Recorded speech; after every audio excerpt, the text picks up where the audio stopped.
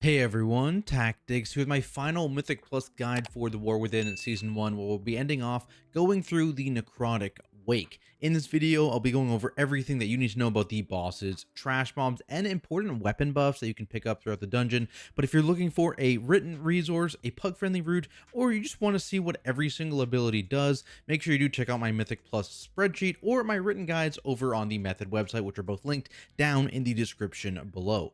Otherwise, let's get started with the weapons, which have seen some changes from the Shadowland version of the dungeon. Basically, spread throughout the instance, you'll find different weapons that you can interact with that will grant you a one-time use ability through an extra action button.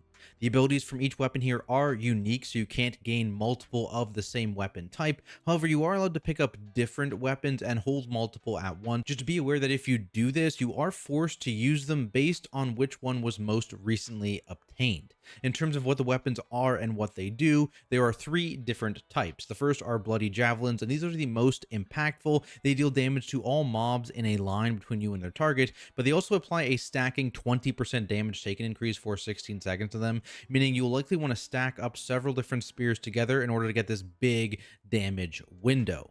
Discharged Anima is the other damage option, which deals pulsing damage to all mobs within a 10-yard radius and also silences them each second. So very useful with a lot of casters. For a defensive option, there's Discarded Shields, which give you and your allies within 8 yards a 50% DR for 6 seconds. Notably, this used to be a channel, it no longer is, so you can actually now still cast abilities while this DR is up, making it much more useful. In general, these weapons just are useful across the board here. They don't require anything in order to use them, so you want to make sure that your group is taking advantage of them. Now, let's get started with the trash. We're going to start with the first boss room here. Throughout this room, there's a lot of little guys called Blightbags, and these guys have an on-death ability in Disgusting Guts, which is a hit and disease dot on your entire group, which can be quite dangerous if you pull multiple packs of like the 4 to 6 that exist in this room at once, so just be aware of that. The main caster in this area is the Corpse Harvester, and these guys will channel drain fluids into random players. This does incapacitate the target as well, so you want to interrupt this if you can, but if you miss that initial interrupt, you can use a CC to stop the channel itself. Finally, in this area, there's also a single Flesh Crafter mob, and these guys have the Throw Cleaver ability, which is very important. It's basically a line attack that will follow one player before locking in and then throwing it at them. This will actually contact the first thing it hits, though, whether that's a player or a mob, and deal damage to them. So you can actually aim this at monsters and have them eat these axes, or worst case scenario, tanks, you can step in front of this and eat it yourself instead of having a random player take that excessive damage. This will have a Repair Flesh cast, which heals a nearby mob, which you want to make sure you kick or you use a CC to stop the channel. Also in this area are several gatekeeper mobs, which I recommend you avoid. They have a nasty magic dot that bounces around targets even if you dispel it, and they also will continuously summon some soldiers in that will fight and do a big group channel, so you want to make sure generally you want to avoid these mobs. Now, at the back of this initial room is the first boss of Blightbone, and you do want to actually make sure you clear enough trash to have space to fight this boss, as he has quite a bit of area denial. The big dangerous hit is Heaving Ret, which actually shoots a frontal attack out at a random player after a short delay, so you want to make sure this target moves away from your group, and they also use a defensive as the hit is quite large. This will apply a disease to them and any other player's hit, so you want to dispel that if you can, and it also will spawn 3 carrion worm mobs, and these just fixate random players and need to be cleaved down. You will want to make sure you are avoiding these worms, as they will gain a stacking damage increase with successful melees, causing them to explode if they are able to melee players 5 times, applying an extremely dangerous dot to your entire group that likely leads to a wipe. So just make sure you're using things like slows, like stuns or knockbacks here to lock these mobs down and cleave them under the boss. Also note, when these mobs die, they will leave a large fetid gas puddle underneath them for 2 minutes. So again, you need to make sure you are using your space well. In terms of other boss abilities, there's even more area denial from the boss himself, who also spawns fetid gas puddles underneath himself occasionally, so try and position these near already existing puddles. Otherwise, there's just the Crunch Tank Buster, which you want to make sure that you have a defensive running for.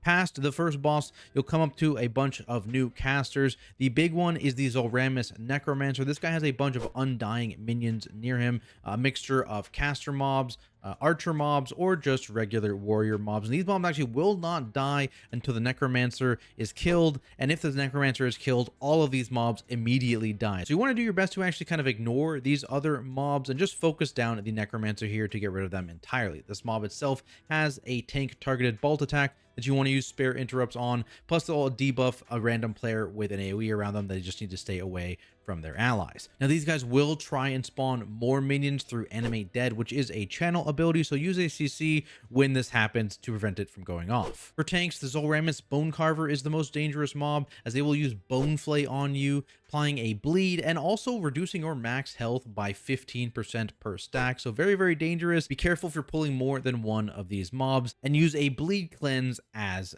needed. Bone Menders are the main healer in this area. They just kind of spam their Bone Mend cast, which heals a random target for 10% health. So use kicks on this if you can. And when they get to low health, they'll try and use Final Bargain, which will heal a random target for 80% of their max health, while also dealing 4% health in damage every second for 20 seconds. So, you know, it's kind of equivalent in that sense. But generally, you don't usually want this to go off. The big lieutenant mobs in this area are the skeletal marauders. These guys have a frontal attack and gruesome cleave, so tanks, make sure you are pointing them away from your group. And importantly, they will gain the bone shatter shield. This is just an absorb on the target that after 8 seconds just expires. However, if you're able to break the shield before it expires, it actually deals a massive amount of damage to the mob itself. So this will actually kill these mobs almost for you on their own. Just make sure you are breaking those shields. They also have an important interrupt in Rasping Scream, which will fear all enemies within 15 yards for 5 seconds. So you want to make sure every single one of these casts are kicked. Also in this area are 2 mini bosses, which I do recommend you avoid if you accidentally pull them. Narzuda is the caster one, very similar in terms of abilities to the necromancer, but also has the Dark Shroud ability, which is a magic shield on himself that is a physical damage immunity and pulsing party damage ability. So I want to make sure you purge that if you can. The Skeletal Monstrosity just patrols around the area near the second boss, and will try and pull in players and then spawn swirlies as well. Generally though, again, you do want to just avoid these mini bosses so you don't need to fight them. From there, you'll be able to take on Amarth, who has a few familiar abilities. One, that Necrotic Bolt cast, which is now on random players, not just the tank. That goes up through the entire encounter, so you want to make sure you keep a kick rotation on it to reduce damage intake. The boss also occasionally will enrage with Unholy Frenzy, so you have a soothe, make sure you do use it on this. On top of that, there's the Necrotic Breath frontal attack, which initially points towards a random player, and then it rotates slightly, so you want to make sure you are ready to run away from this effect. There's also some adds on this fight, which are spawned by the Land of the Dead ability, causing 5 reanimated minions to spawn. These are very similar to the Necromancer adds from earlier, with the exception of the caster, who now has a volley attack on top of the single target bolt ability, which you want to make sure you are kicking every single instance of. Otherwise, just trying to group up all of these adds under the boss and cleave them down before the final harvest cast. This will deal heavy party damage to the entire group for each living minion, so that's very bad, and it'll spawn an 8-yard AoE underneath the body of any dead minion, so you do want to make sure you're moving away from those once they start to die. On top of this, for each dead minion or player when this cast goes off, the boss gains a stack of Tortured Echoes, which deals pulsing damage to the group for 30 seconds. So healers, you have to deal with all this incoming damage while this buff is active. After defeating Amarth, a few Kyrian Angels will spawn in the room, allowing you to fly to the necropolis above, and while inside, you've got a few new mobs to face. Corpse Collectors are the main caster in this area, and they have the familiar cast in Drain Fluids, which you want to interrupt, but they also have the Gore Splatter cast, which puts a nasty disease on all players within 40 yards, so you want to make sure both of those abilities have interrupts on them every single time. For tanks, there's the Kyrian Stitchwork, and these guys have a nasty tank buster combo. The first is Tenderize, which doesn't hit too hard, but applies a stacking physical damage taken increase to you. And the second is Mutilate, which is a larger physical hit, which doesn't really get scary unless you have a lot of stacks of that Tenderize. So be aware of your stacks here.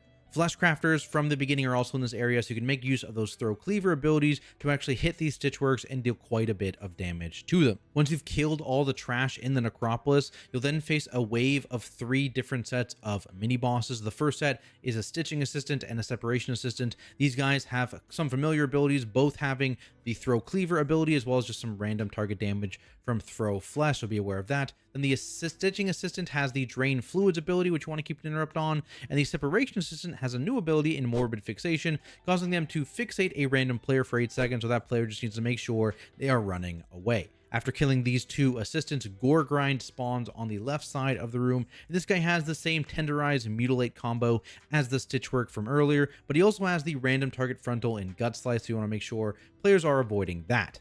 Rot Spew then spawns after you kill Gorgrind on the right side of the Necropolis. He also has the Mutilate Tank Buster from earlier, but no Tenderize here to make it more dangerous. Disease Cloud is just a passive this mob had, which deals damage to anyone nearby. This also persists through death, so you want to make sure you are killing this mob towards the edge of the Necropolis, not in the dead center. Also spew Disease at a random player, which just spawns a puddle underneath them, so make sure you move out of this. Once all three mini bosses have been defeated, one of Stitchflesh's abominations will jump to the center of the arena, and you'll be able to start the boss fight. Initially, Stitchflesh himself is protected by a layer of noxious fog. This makes him immune to damage, and it hurts players that get too close. While safe on his platform, the boss will use Stitch Needle on random players, applying a bleed to them, and will also throw Embalming Ichor, which spawns puddles on the ground that need to be avoided.